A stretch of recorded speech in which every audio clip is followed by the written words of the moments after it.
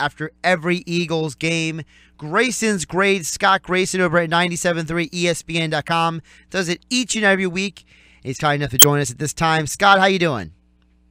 I'm doing good. How you doing, Josh? Doing pretty good. So, before we get into the exact grades, I want to ask you, kind of looking overall on the night last night. Obviously, okay, they won. That's nice. And Doug Peterson's jumping up on the field like they just won a playoff game. I'm like, all right, calm down, dude. So for you, what do you feel there was a lot of positives taken out of last night? Do you feel like it was kind of like an even between the good and the bad? Like how did you walk away from watching that game last night? I walked away feeling like there were definitely more positives than negatives. There's definitely still some things they have to clean up, but you'd expect that in week 2 of the preseason. I just think overall, the defense, it's really hard to hide the fact that they got a jolt in the arm by getting Ronald Darby. And you could hear some of the starters talking about that after the game, about how much, they enjoyed seeing him out there. They like what he brings, and they just got to get him really up to speed on the playbook. So, I think that overall there's definitely some more positives than negatives, and there's definitely, like I said, things that need to be cleaned up, and I know we're going to get into this, but LeGarrette Blount can't fumble the football. But, yeah, I'd say more positive than negative for sure. Yeah, we'll get to Blount in a couple of minutes. I want to stay with Darby for a minute. Darby is a guy who he could have actually had 2 interceptions last night, but do you wonder if part of his performance was a reflection of the fact that he just came from that team? He knew some of their instincts. He had been practicing against them, so he maybe had some knowledge. And even though you give Ronald Darby an A, is it part of it maybe you look at it and say, yeah, but let's see what he does against a team that he's not as familiar with? It's funny you said that, because I was thinking the exact same thing last night after he come out of the game. He knows what Tyrod Taylor's tendencies are. He's been seeing them for multiple weeks and through OTAs. So he knew roughly when to jump a route. All that being said, I mean, he's got to have the athletic ability to be in the right spot to make the right play anyway. So I'm encouraged, but I do agree with you in that there's definitely some familiarity there that I think he was able to take advantage of. And we'll see how and if he's able to build off of that this coming week against Miami. Although, like we said when I was in there, Jay Cutler's coming to town, so he should be definitely licking his chops. I mean, Jay Cutler didn't look horrible last night either for the Dolphins, so, maybe it won't be as easy pickings. But we'll have to wait and see. A former teammate of Jay Cutler, Alshon Jeffrey, you also gave an A to. He finally made his Eagles debut last night. He got a couple passes. It seemed like, though, that him and Wentz are still working through the chemistry. It felt like one of the passes was really forced into Jeffrey. It wasn't like a natural progression in the offense. So, what do you think of Jeffrey? Do you think that last night was just them, kind of getting together, learning how to play with each other? Or do you feel like that, this offense, Jeffrey, because to me, Jeffrey's a potential big play receiver. He's a guy that I look at, and I think he's a guy who can, make a big play, not just in the end zone, but in between the 20s. And last night, it seemed like that there were opportunities to make big plays, but they really just weren't able to get it his way. Yeah, I think most of what took place last night was just Carson Wentz and Alshon Jeffrey really trying to kick the tires on their relationship within the confines of the game. I mean, they've been practicing. They've been, occasionally, because Alshon's missed some practices as well. But, I think basically that's what that was. And I think that they were trying to force one in because they could. It was preseason. And I think the biggest thing you hear from Carson Wentz when he talks about Alshon Jeffrey is just the fact that this guy can catch any ball that's anywhere near him. It doesn't have to be a perfect pass. And that is so important for a quarterback to feel like they don't have to be spot on, perfect, throwing a ball through a needle. They can just put it in the vicinity, and their guys should be able to get it. Now, I think that's, over time, that's the biggest thing we're going to see. I really hope that, and there's no reason to doubt this right now, that Alshon Jeffrey won't play next week. But that's what we're going to see, as we've called it, it's a dress rehearsal. We're going to see all of those starters, hopefully into the second half, or at least through the first half. And that's going to be important to kind of see where they are really at this point as they wind down the preseason after that. One of the guys that you gave a B to that I thought had a very good game last night was Corey Clement, especially the block. To me, stats, they're nice. You scored a touchdown. You had a couple nice runs. You did your job. But then when he had that block, and he didn't just block the guy. He literally blew the guy off his total path to the quarterback.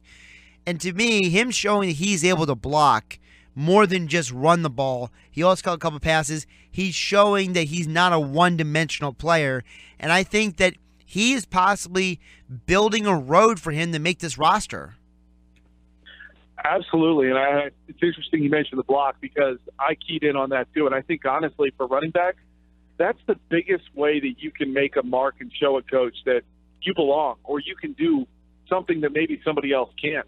When you can block somebody like that, and you can do what he did to free up just an extra second to make the pass, which was completed for a first down on the particular play, if you're thinking of the same one I am, then that's huge. And if it's not on this team that he makes the roster, he's definitely doing what he needs to put some good film together to be able to find an opportunity with another team. I mean, look, Wendell Smallwood has missed these 2 games. I like Smallwood. I like what he brings. But if it comes down to it, this guy's healthy. He's playing at a pretty high level right now. And you never know. I mean, Smallwood might find himself outside looking in. You mentioned Smallwood. We didn't get to see him last night, so it's really hard to grade him and not grade him. Do you think that his inavailability via injury could possibly actually hurt him because of the fact that he didn't play too much last year because part of it was he was a rookie, but then he got injured at the end of the year. Now he's been injured in the preseason. We saw them just cut Ryan Matthews. Could they possibly look at Wendell Smallwood and say, listen, buddy, you really haven't done enough to, warrant us keeping you around?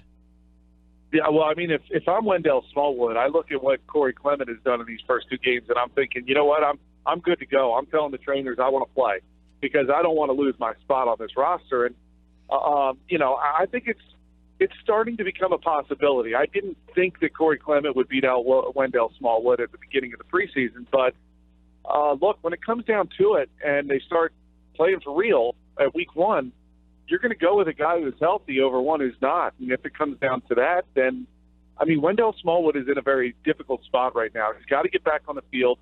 He's got to be able to play and show the coaches that he's ready to go, and he's just not there right now. So, like I said, if there's any motivation for him to get better, it's the fact that he could be without a job here in a few weeks if Corey Clement continues to do what he's doing. We're talking with Scott Grayson. He does his Grayson's grades after every Eagles game, preseason and regular season. You can check him out. The full list at 97.3ESPN.com. Rolling down the list, you gave a C to LeGarrette Blount. To me, I think that the C for LeGarrette Blount should actually be LeGarrette Blount / Doug Peterson play calling, because to me, there's no reason why LeGarrette Blount should be out on a sweep. I don't want to see him outside the tackles. And yeah, he had the fumble, but maybe he's not in a position to lose yards and fumble the ball if he's not trying to do something which is not his skill set, which is create on the perimeter. He is a downhill runner. He's not a scat back. Well, yeah, and you know what? If memory serves me correctly, I think that's a similar play to what they called for Ryan Matthews when he fumbled the ball in Detroit last year. Yeah, just the opposite direction. When they could have gone. Right. It's like that's not. I agree with you. That's not the guy who you want on the perimeter.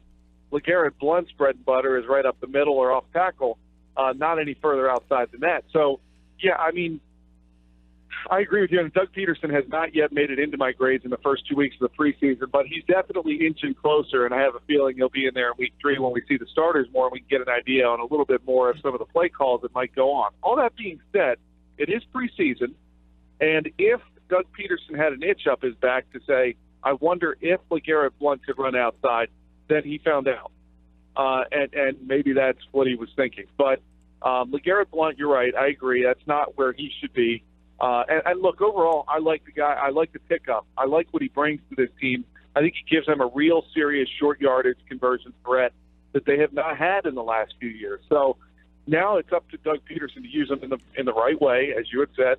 And, and ultimately, LeGarrette Blount knows this. He's got to hold on to the football. They cannot afford for him to turn that thing over. Focusing on Peterson a little more for a minute, there were 69 total plays last night, 41 passes, allowing for 26 rushes. Now, let's remind people that some of those rushes were by quarterbacks. So, you got to downgrade that. So you go from about having 17 running back rushes last week to about 23 running back rushes this week. So, yeah, they ran the ball more, and McGloin didn't pass for 42 times again, thank God. But still, it seems like the disparity between pass and run is way too much considering it's a preseason game. We're not asking Carson Wentz to throw us back in the game. It's Matt McGloin and Dane Evans back there, Scott.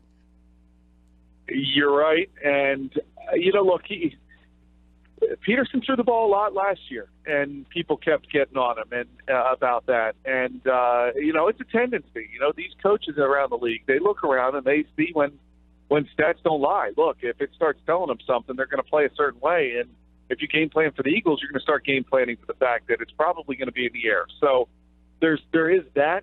Now, the other flip side of that is, again, that it's preseason, and perhaps because they're going to have some tough decisions to make in terms of wide receiver, then maybe that's what they're thinking. Let's put the ball in the air. Let's give these receivers a lot of opportunities to make some plays, and that way then we have more to evaluate on, good or bad, for certain guys. What was it? Watford last night couldn't catch a ball cleanly. He caught or was going to catch a couple of them that bounced off his chest.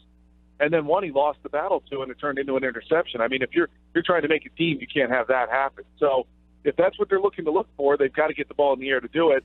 And perhaps they found some of that out. But, I agree with you. You don't need to see Matt McGloin throwing the ball 40-some times. Although I did like a little bit of what Dane Evans showed, albeit late in the game against third and fourth teamers on the other side. One more for you before we let you go, Scott. And folks can check out the full list of Grayson's grades at 973ESPN.com. He did give away 1D. But the guy I'm surprised you didn't put on your list, Scott, for a C or a D was Lane Johnson. Outside of being totally whipped by Jerry Hughes on that spin move when Hughes got to Wentz, it seemed like Lane, I don't know if he was just not mentally prepared or if his footwork was off, but it seemed like him flipping from right tackle to left tackle was what it seemed like not too hard for a guy of his athleticism and his physical ability. He seemed to really labor out there. Yeah, I agree with you, and I think perhaps part of that might have been just overthinking moving from one side to the other. And look, ultimately he wants to be a left tackle. I think he will be the left tackle when Jason Peters finally decides to hang it up.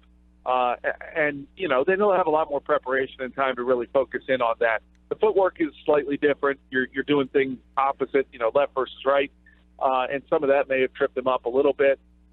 There's no doubt right now he's a much better right tackle, and I think a lot of that has to do with the fact because he's practicing that way.